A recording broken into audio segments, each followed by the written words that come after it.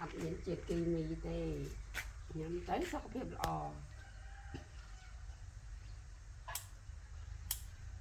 ល្អមែនតើអ្នកមើលរស់ត្រូវភ្លៀងម៉ានមេថ្ងៃនេះល្អ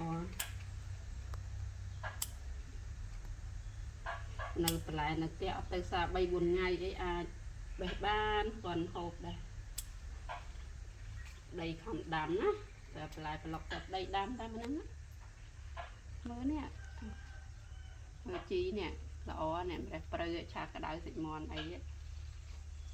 ស្នាដៃប្តីដាំទាំងអស់ហ្នឹងដើមខ្នោតដើមស្វាយអីហ្នឹងអានេះក៏ប្តីដាំដែរ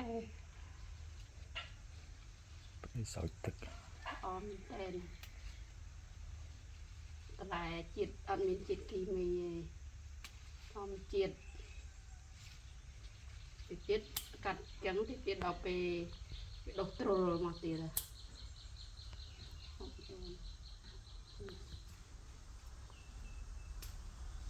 មានតរេនមានអីដូចគេមានតែខ្នោនេះឯងចាំបានដីថ្មីចាំដាំតរេនបាន20 30ដើម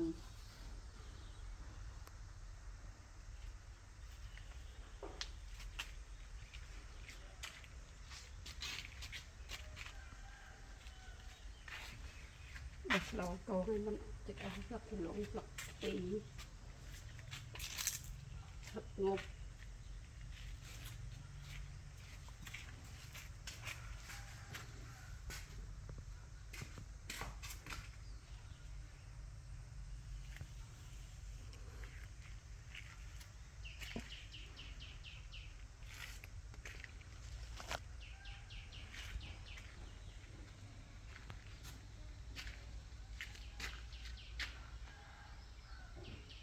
នេះបាននំបញ្ចុកថ្ងៃហ្នឹង